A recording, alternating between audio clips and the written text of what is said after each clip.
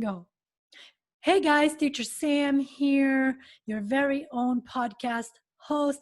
Welcome to episode 3 of Beyond Words. And today I have a very familiar and very exciting guest for you, my dear friend Pedro, originally from Venezuela, an aspiring actor who decided to move to Los Angeles years ago. And I want to talk to him a little bit about his journey to America, his experience here in America, and what got him into acting. So, hey, Pedro, welcome to Hi. episode number 3. Nice to have you here. Hi, Sam. Thank you for having me here. I'm very excited and happy to be here. We had an issue last time in our video chat we had on a story live, right? On Mm-hmm. Instagram. Mm-hmm. And then we decided that we're going to do a second part or a new interview on your podcast. And I'm very happy to be here. Yeah, and I feel like last time we had a conversation on Instagram Live, just when our conversation was getting really good, that's when the internet Yes. started to mess with us. But hey, that's technology, you have to Yeah. expect those things to happen. So take me back a little bit. So Yes. you are an actor, I know that. Yes. Okay, before we get into that subject, tell us where you're from and how did you end up in Los Angeles? What inspired you to leave Venezuela and move to Los Angeles? I am from Venezuela, as you said. I was born and I grew up there until I was 22 years old. What inspired me to come here was me following my dreams, following my passion, and getting into a new adventure. So when you say following your dreams, are you talking about the acting part? Yes, yes. I always, since I was little, I developed this, I don't know, maybe abilities, or I had this tremendous will to express myself, but I couldn't or didn't know how to, or I was covered with a wall of judgment, maybe. Um, I always say when I was little, I was very shy. I wouldn't talk to a lot of people. I was very quiet. I wouldn't do or say too much because I would feel I was wrong, everything. And then I discovered acting. Well, I knew from TV and TV shows. I used to, dance a lot, do whatever they were doing on TV. But it wasn't until I was, 15 when I actually close to my house. So they're having this at the Performing Arts Center from my city. They're having these classes for theater, and that's when I said, you know what, I'm just gonna join because I always wanted to, and that changed my life forever for the How? better. How did it change your life? Because I started working on me, on myself. That's what you do when you're an actor. Is you Mm, don't learn to be. I mean, you have to be somebody else, but in order to be somebody else, you need to be you or to know very well who you are. mm. To understand what are your tools, what can you use, your emotions, your feelings. In other words, you start developing and building a better connection with Mm, yourself, the mm. inner you. And that I went from very shy, very quiet, very, very, "No, I'm not going to do this, and negative to here I am. This is me. It's happening. I'm discovering myself. I'm loving myself, and I'm not stopping for anything. But honestly, that's kind of interesting because I've heard other actors talk about their acting career, and Hmm. I remember, for example, I remember specifically an interview with Heath Ledger, rest in peace, who passed away years ago, Yes, but nevertheless was a super talented actor. And I very. remember an interview where he talked about how extremely shy he is in his personal life. And he Yes. actually even said that just sitting in that interview, he felt really uncomfortable with the cameras and everything. And I remember that because for me, it was really hard to believe. I was like, how can he be uncomfortable with cameras? And how can he be so shy when he's an actor? But then I actually started noticing several other actors talk about the Yes. same thing. And now when I hear you say that, I'm kind of like, huh. So, I mean, how does that work? How are you shy on the one hand, and then you also want to be on the stage and perform on the other hand? Like, I don't know, how do you put those two This is, together? it's not something I have figured out or that I think I quietly know, but I feel or I think that I'm still that shy kid that I was, but I have learned how Mm, to express myself. You know, I have learned things and part of me. I know now things of me internally that have taught me how to, you know, express myself better, how to be more comfortable with myself, how to practice self-love and acceptance. And that's what creates confidence. It's not like, oh, I'm going to be confident by doing this and that. It comes by itself when you are comfortable with yourself. And I'm still shy. I'm still that guy because that's what shaped me initially as a kid, as me growing up. But I'm a, you know, grown person who learned how to fight those little voices. And when I have to, I'll go and I perform. You know, when it's time to shine, you perform. mm. But when you're not, I'm still, you know, that little quiet guy. But this time, I'm not being judgmental with myself, and I don't feel there's nothing wrong with me. I am, you know, that way. Okay, and I mean, so I'm listening to you, and I have to point Yeah, out that your English is really, really good. I yeah. remember years Thank ago you. when I met you, uh, it was good, but it wasn't as good as it is today. So I do want to talk to you about that. Yeah. How was it when you first moved to Los Angeles? Tell me specifically about your English level. Was it a beginner's level, intermediate? Like, where were you with your English when you arrived to Los Angeles, the city of entertainment? Well, first of all, I feel like my English gets better and then it gets worse and then it gets good again and up and down, especially lately. But definitely when I was here new, my English was not good at all. I took some classes. I have to say before coming here, I was very good at school, especially since I didn't speak to a lot of people and I was very shy. I was always in me, inside of me, and I would have a lot of time to, you know, study and do these things for school. So before coming here, I took classes, several classes, but it wasn't on. I thought I knew some, and then when I was here, I realized that whatever I thought I knew, it was not near close to where I was, to what actually I was. So I would say beginner. And so okay, so you get to Los Angeles, your English is not that great.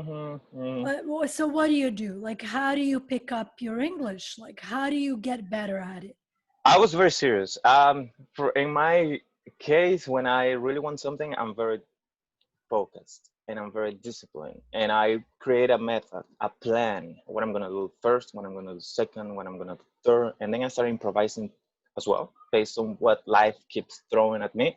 But I remember that time sacrificing a lot of stuff, especially I remember being so serious that I would try to hang out more with people from other countries and not too many Latinos. And that was an issue Mm, with my friends, and I was like, sorry, I came here to learn English, and I need to go back with to my country with the knowledge and, you know, learning English because my parents were the one who paid for my education at the time.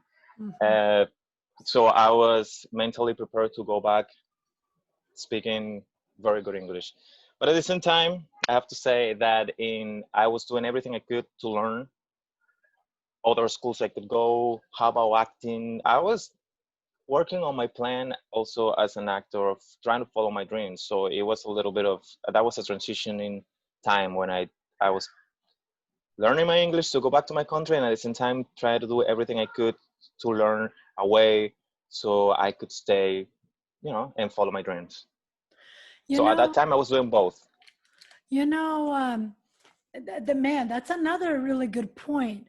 I think a Hmm. lot of students can relate to, and I've noticed it myself too, where it's like you come to a new country, but then subconsciously you look for people from your own country. Yes, Speak because it makes you feel safe. Right, there you go. There you go. I Hmm. really think so too. I think it's that kind of safety because everything is kind of overwhelming and probably scary a little bit in the beginning. And so, without even thinking about it, I think that most students or many students Yes, just go straight to that group where they understand each other, they can communicate in the same language. And I think it's also like less risky in a sense because you don't that's have what to. Go ahead, please. that's when that's what is called the comfort zone, you Mm. know, and that's when you don't learn anything. So you have to get out of your comfort zone if you really want to learn something or learn it faster or really take advantage of it. You have to step out of the comfort zone. Nobody wants to be out of the comfort zone because it obviously implies a lot of challenges and sacrifices. But if you want to move forward, that's the way to go. Yeah, I think I mean I agree 100%. And I'm not trying to like say, oh, those students who do go to their particular groups and they continue to speak their language. I'm not saying that, oh, they're a bad Yeah, example. They're not. I think it happens subconsciously, but I do recommend definitely to exactly. anyone who's listening to try to avoid those situations. That doesn't mean that you shouldn't have friends from your country, of course not. But if you are here, say in the United States or any other country around the world where English is the Yeah. primary language, I think the best gift you can give to yourself is to challenge yourself and go and try to talk to people from other countries, because guess what? And I'm sure you can relate to this. Hmm. Those people from other countries are probably going to have similar issues to what you have as far as the language. They're going to be Yes. shy. Their pronunciation is not going to be perfect. They're going to mispronounce Mhm. or misexpress themselves. But so what? You learn from each other. You learn Mistakes. as you go, Yeah. for sure. So I really respect that. I respect when students consciously decide, you know what, I'm going to Yes. remove myself from this situation and go in the direction where it's a little bit more uncomfortable. And it wasn't easy, I have to Mhm. say. And as you said, it happens subconsciously when you first attach yourself to your own groups. And Mhm. I was there. I was hanging out with my people from Latin America, and I realized I wasn't learning anything. And Mhm. that's when I decided I have to, as you say, consciously make the decision of stepping out of the comfort zone so I can learn, so I can actually get focused and learn the language at least faster. At the beginning it was a little uncomfortable, and I sacrificed a little bit of my relationship with them. But guess what? They got it, and they realized and understood that that was the way to go if they really wanted to learn Mm. English, and they started doing it as well. Mm. They started See. hanging out with other groups, and then we started hanging out all together. But Mm. I remember trying to be with other groups as well, so I can learn. And I would challenge myself. Oh, I was very serious. I would say this whole week I'm not going to speak Spanish, and that whole week I wouldn't speak Spanish. I would hang out with people who would not speak Spanish at all and run away from other people, just so I could keep it. Just so let's try this week at least. And I mean, I wasn't successful all the time, but there were a few other weeks where I was successful, and I could see like, wow, my brain is now thinking in English. I'm not translating anymore. I'm not in Spanish and not translating in English. It's actually happening. Yeah, and I think it's interesting because when we hang out, a lot of the times we just start speaking Spanish. Like I think it's subconscious. You know what I We mean? speak many languages Yes, together. I mean, you exactly. speak like 11 languages, right? I speak three, and every time we see each other, we mix everything together a little bit. Well, I wouldn't say 11. I would say 8. 12. And not all of them are perfect, but I can understand quite a few languages. And I remember when I first met you, Mm-hmm. I vividly remember, I clearly remember that you kind of stood out in that crowd. I think we were all playing pool or something. I kind of forget exactly Yes, how we met, I remember. but Yes. I remember you were very talkative, very extroverted, which now that I hear you tell me that you actually are a shy guy, it's almost Mm-hmm. hard for me to believe because Yes. not that I'm saying I don't believe you, of course not, but it is kind of impressive for Mm-hmm. someone who is a little bit shy to kind of challenge yourself in that way and like go from group to group and talk to everybody and make friends with all kinds of different people. That's pretty awesome, in my opinion. And then, I I have to just, say, uh-huh. I have to say that it's not easy, and not a lot of people are successful. I have met many people in my path who are very shy, and they really try to be expressive, but they don't know how. And they ask me, Pedro, how you do it? How can you be so express? And I'm like, how can you be so confident? And I'm like, I have never worked on something that would make me confident. Mm. You get there by working on you, by learning who you are, by knowing yourself better, by applying and working on self-love and doing all the positive things. Once you're thriving in love and positivity, you're obviously gonna be confident. You know what I'm saying? You're obviously gonna be blooming. Is that how you say the word? You're gonna Sure, be, sure. Yeah, blooming, blossoming, thriving, yes. right? Okay. For It's anyone just the that's side. It's, I heard this once and it's stuck in my head. Those are the side effects of self-love. Mhm. And for anyone that's listening right now, by the way, whenever you blossom as a person, Mm-hmm. whenever you thrive as a person, it means you are developing, you are getting better at something. Yes. Okay. Yeah. Becoming a better version of you. Right, right. So Mm-hmm. let's say, for example, you are studying English. Why? Because you're trying to get better. You want your English to blossom. You want your Yes. English to improve so that you and other people notice a difference, right? And to be honest with you, I don't know if you remember, but that's one of the main reasons why I wanted to do this podcast on Mm-hmm. YouTube. And that's why I'm calling it Beyond Words. Yes, Um, and allow me to say something, please. You were Sure, saying, sure. once when you're learning a new language, you want to express yourself the way you express yourself in your own native language, but you're still learning and you're still not quite there. So that builds a lot of frustration and Pressure. anxiety. Mm. And sometimes you want to say something, and in the language that you're learning, it would sound rude to the Mm. people who speak the language. But it's not that you're rude. That happens a lot when you're learning a new language. It's that you don't know still how to express yourself in the best way possible to sound accordingly. You know what I'm saying, to the situation. I found myself many times saying stuff like, and the people like, what? I still was learning how to translate stuff and put sentences together. And then when I see new people coming from other countries and learning the language, I see that happening a lot. And I always think in my head, oh my God, people always would think that we're rude, but they're struggling to actually express themselves the best way possible. They're still learning.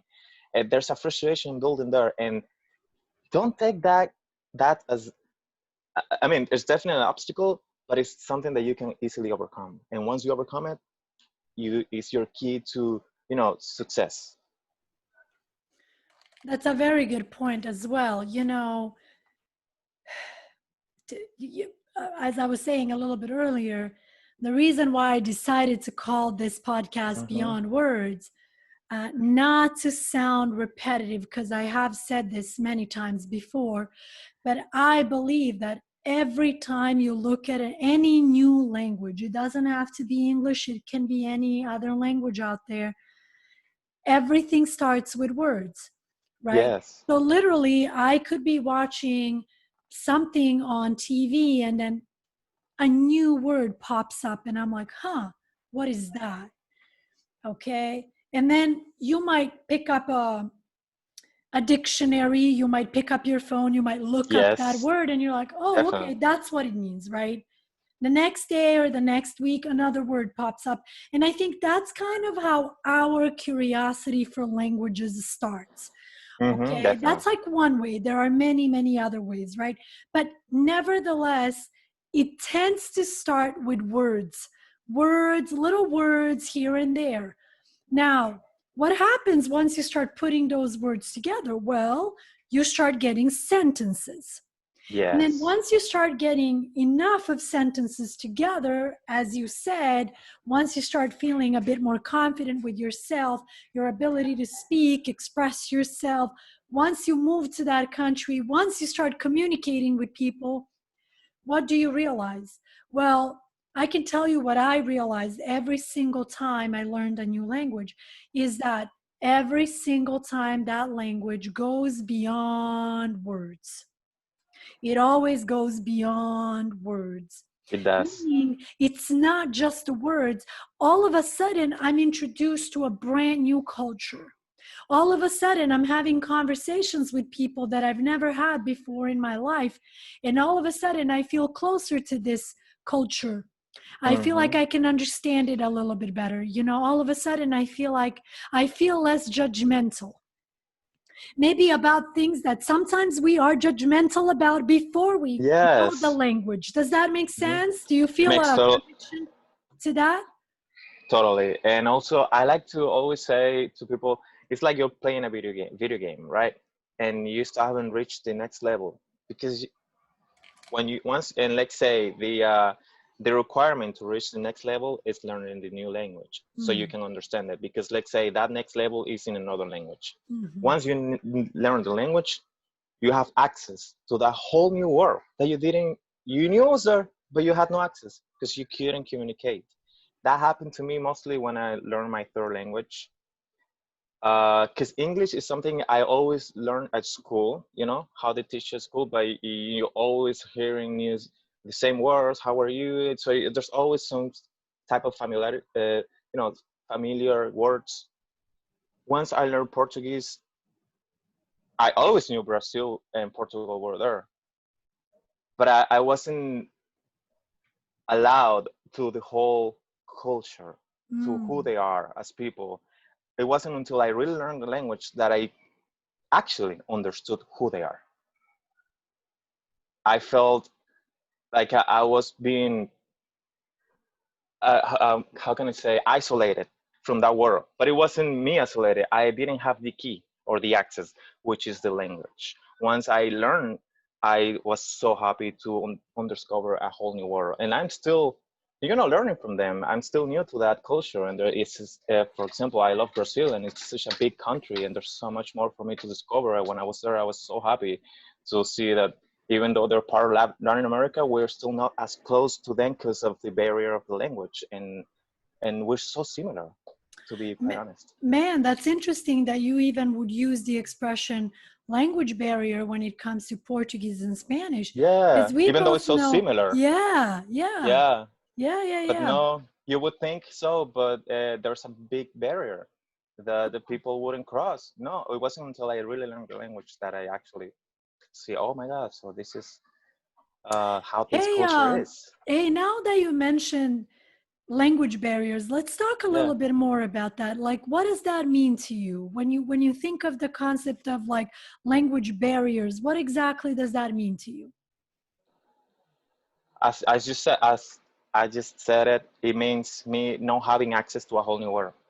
Mm, It's the language is not allowing me, but it's not the language. It's me not learning the language. Once mm. you learn, you have the access. You can. It's a whole new world. It's literally a whole new world. A whole new world. New people, new culture, new everything. New language. So how has learning English been for you in terms of your career or in terms of, chasing your dreams, in terms of acting? How has that been helpful to you so far? Well, I moved to LA, which is the city of entertainment. I decided to come here because I really love TV and film more than theater itself. And I mean, if as an actor, your instrument is your body and your voice. You have to learn English, and not just here, since I'm in the United States, right? And Hollywood, most productions are in English. Nowadays, diversity have a big impact, especially on the entertainment business. Finally, it seems like something is happening. There's still a long way to go, and you can see other productions now taking place in different languages. But the main language here is English, and it's definitely very important to have it. And if you wanna, have a bigger spectrum of roles that you can play, you will definitely have to learn and sound Native American, So which will like open a lot more opportunities for you. so let me clarify that difference because it's a Yeah. common mistake. Common mistake. Yes. Students confuse this expression Native Americans with native speakers. So I think you're Oh talking about yes. sounding like a native Native speaker, speaker. right? Yes. No, but thank you for doing that because we can use that opportunity to share a little bit Yes. of knowledge here. Okay, so a Native American is basically an American Indian.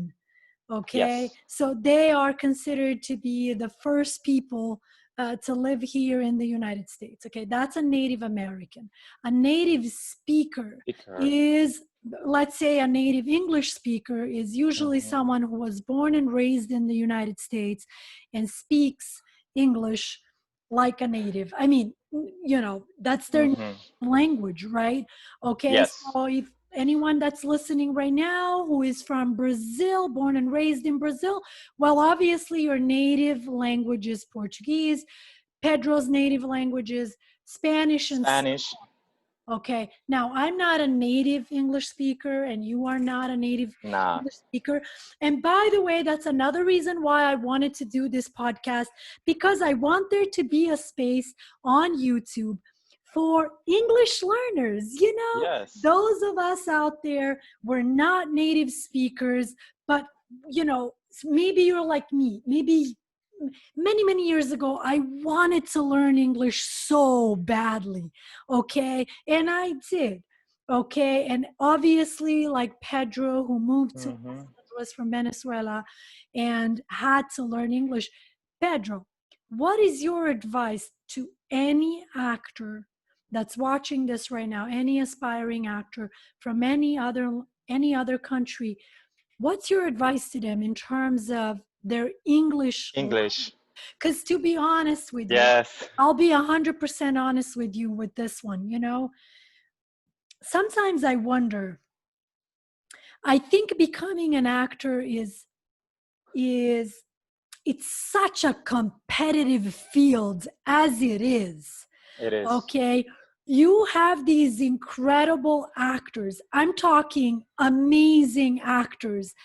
And on top of that, English is their first language, right?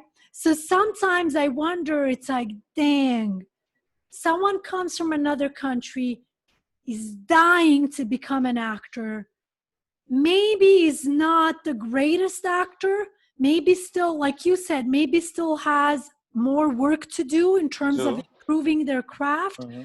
But then I stop and I think it's not just that, it's also the language barrier. So please speak from experience. Like what is your advice to anyone who's watching right now and is thinking of moving to the city of angels, city of entertainment, Los Angeles, to pursue an acting career? What should they do? What do you recommend? To prepare as much as they can. And if you're following a career as an actor, try to prepare yourself as much as you can while you're in your country. Take acting classes. Don't wait until you're here. It's better if you come already with some sort of preparation. Now, in terms of your English, as your question is, calm down. I remember being so focused on my goals, which is good. Discipline is very good, but sometimes you want to be perfect in month. You can't. You need to allow yourself to learn. It's a process, because if you wanna step over your obstacles, you're not really overcoming your obstacles. You're just jumping, and you think you're sounding better or getting better, and you're not. Don't skip lessons. Take your time. You know what I'm saying? Learn well, have a good foundation so you can explore better later. I remember being like, oh, I so tough on myself sometimes. Like, I have to be perfect. I have to sound perfect. I have to, all the time. I have, and once you are in that mentality, you go to your auditions and you're not present. Mm. You're not acting. You're thinking, I need to sound perfect. I need to have my best English ever. I need to. Don't. You prepare. as much as you can. And once you're auditioning, for example, you will have to let it go and just be present. I found out that sometimes, even when your English is not perfect and your role was reading as someone who was born in the United States, but if the casting director likes you and they like your energy and your acting, those things can easily be changed. All of a sudden, this character wasn't born here, or maybe was born here, but he grew up when he was a kid in other country, and then he was brought up here again when he was a a grown up, and he has this light or heavy accent, whatever. You know what I'm saying? For It sure. won't, yeah, it won't happen all the time, but it can happen. So, and it has happened to me, and so my advice is to relax, take your time, make sure you're actually learning well rather than skipping or stepping in and forgetting about lessons that you actually need so you can improve. And always prepare. Always, I mean, I'm always learning. I have taken a million classes and I'm always taking classes. You have helped me before for auditions. I usually get a coach, a dialect coach. You have done that with me and it has worked very, very well. And we go over the script, we start working on the words that are actually on the paper. There's always methods that you can follow, and obviously when I'm here talking to you, you can feel my accent. It might be a little heavier, but once you prepare with your script and you have time and then a few pages that you have to learn, you're going to sound much much better. And always trust your work, and once you're there, once you are in the room, and once your time to shine, just shine. Just follow and trust your preparation, and then let that essence of you inside actually shine and be there. Be you, be present. And man, that's really really good advice. Seriously, really good advice, especially coming from someone who, Yeah, as I've worked with thanks. many many actors, aspiring actors, and it's always kind of helping with the accent Yes, reduction and, going over, the script and trying to find that right character and all of that, right? Now, you know, also, I think we should remind people that don't feel completely discouraged. I mean, there are so many characters out there who are oh yes, supposed to have an accent. They are yes. they are written for someone who has your accent. Okay, so in that sense, let's say a native speaker cannot take on that. No, Well, some of them can try, exactly, and just many like of me them, trying to sound native speaker, and sometimes I will be successful and sometimes they will be successful too, but for the most right? part, no. And you know what, I think in situations where they're like, oh, but your accent is too heavy, and I've been in other situations where your accent is not as heavy as what we want, and I'm like, wow. So you never know, you see, when something is gonna be for you, it's gonna be for you. When it's not for you, it's just not, and you just need to learn to this or not attach yourself to a project, to a person, and then just move on to look out for new opportunities. There's always plenty of opportunities out there. I mean, good, very good attitude. Very, very good attitude. I like that. I like that attitude. So yeah, there are many characters out there who were Yes. written for your accent, Mm-hmm. whatever accent that is. But then, obviously, as a language coach, I'm going to always say, look, don't limit yourself to Exactly. sound just like your accent. Okay. We have famous examples. We have Penelope Cruz from Spain, right? We have Salma Hayek from Mexico, and then Antonio Banderas. There's so excellent. many. There's so Very good. many. And when you want to sound very as a native speaker, they have done it too. You can see there are movies where their character actually speak better English than their actual accent, and some other characters they actually have a more specific accent. So don't, as I said, calm down, take your time. I used to think, no, I only want to play the native speaker. No, there's so many other, and most likely you're going to start with the ones that are your accent, because that's what you're going to be best at, because that's what you are. Yeah, man, that's honestly what I was thinking right now too, is that you don't want to, my thing is like, don't limit yourself no matter what it is. Yes. Don't limit yourself unless you absolutely have to. because the less limitations, the more opportunities, I feel like. Yes. So what is your favorite thing about Los Angeles? I mean, like I imagine that you Mm-hmm. had an idea of what Los Yes. Angeles should be like or will be like, and then what about Yes. when you arrived here? Has it been what you I expected it to be, or I thought, well, it's very hot right now, right? It's summer. But I thought all year round it would be more of a warmer on the warmer side. And it's still on the warmer side actually, but I thought it was going to be warmer. Even though it's not cold, like it doesn't snow, I thought it was going to be of a warmer weather. Also, I didn't think there was going to be so much diversity, so many people from many other countries. I loved that. That really impacted me a lot, and I'm still learning every single day. I meet people from another country. There's always something new. I don't even have to go to their country to understand a little bit of them or what they do. Just by connecting with people and making new friends, you all of a sudden surrounded by people from all over the world, and it feels really, really good. I think that and makes us better as well. yeah, diversity is a big thing in Hmm. Los Angeles. It is. I Yeah. didn't think it was gonna be like that at all. Mhm. I had a different idea. Yeah. Man, it's crazy because that reminds me of when I first moved to Los Angeles. And I honestly realize now that, damn, I had like no expectations of this city. People ask me like, why did you move to California? Why did you choose Los Angeles? I have no idea, honestly. I really Yeah. have no idea. I have no idea. I think it was such a random pick. You know, Hmm. now, were there some images of like palm trees and the sun? Yeah, Yes. sure. But that's Yes. about it. I didn't really imagine that much more.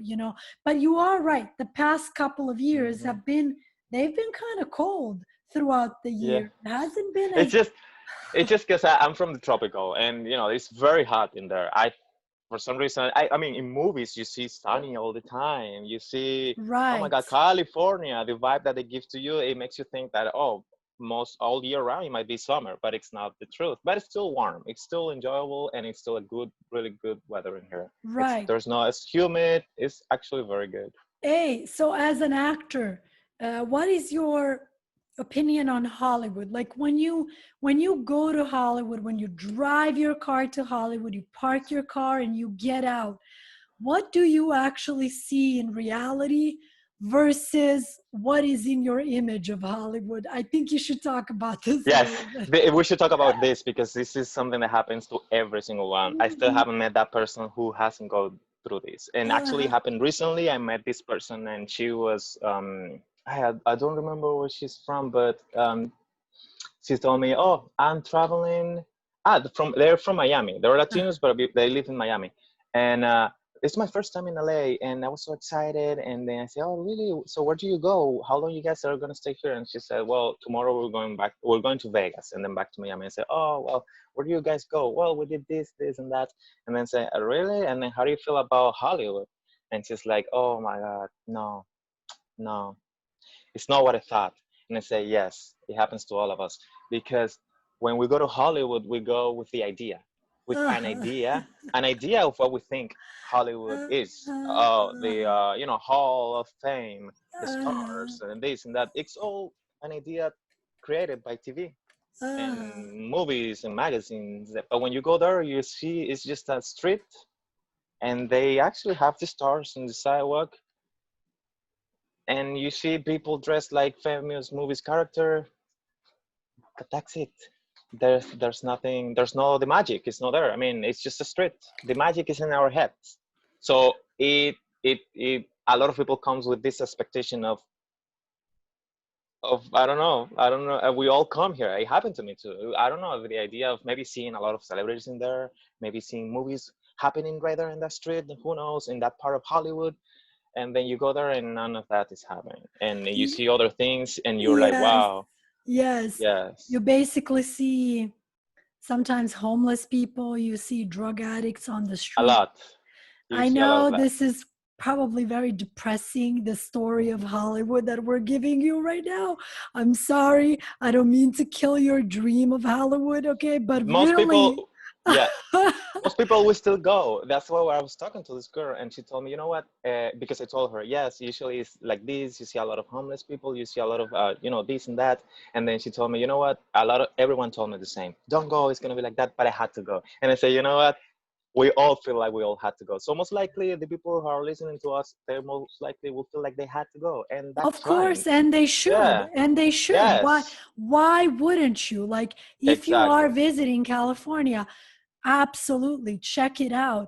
And Just you go know, without any expectations, and exact. no, That's not having the idea of what you think is Hollywood. Just go and see by exactly what it is, and you'll be fine. Because when you have exactly. expectations, that's when you feel disappointed. Exactly. You Yeah. nailed it. You really, really nailed it. Just drop your expectations and then, go and check it out. Um, Pedro, again, I hate to cut this off, but I know that you got to go to Yes. work and I promised that I wouldn't keep you for too long, but you're always so fun to talk to. You're so expressive, Thank you, and Sam. You too. it was really important to me to have you on this episode. So, today's episode, guys, is a little bit shorter. It's short but sweet. Okay. We will make sure that we have Pedro on again Yes. Anytime. very soon. And we'll make sure that it's a day when he doesn't work so we can just take our time. And I'm sure we could dive into many, many more topics right now. Okay. As always, guys, thank you so much for listening. Thank you so much for watching. See you guys next Monday again with a brand new guest, brand new topic. And thank you for listening, guys. Thank you, Pedro, for being our Thank guest today. you. Really Thank you so appreciate much it. for having me here on your podcast. I just want to tell everybody who's listening out there and they want to follow their dreams, either whether it's, becoming an actor here in Hollywood or being an engineer or a doctor, I will always encourage people to follow their dreams and believe in themselves. When I mean believe in themselves, I mean taking action. That's what really means believing in yourself. Doing something that will get you closer to your goal. Having a vision of what you want to do and your dreams is important and it's good, but that's not believing in yourself. Believing in yourself is actually doing it. Do it, Mm. something that will get you there. All right, guys, please follow your dreams, follow your passions. You'll see that your life will be better and happier. Why did I just do that? Because Pedro is powerful. Yeah. Thank you, man, so You too. much. We are all. Okay. Thank you. Que Thank te you, Sam. vayas bien. Muchísimas Muy gracias. bien. Gracias a ti. Kisses. Chao. Bye, bye, bye. Besos. Bye. Thank you, guys. See you next Monday. Bye, bye.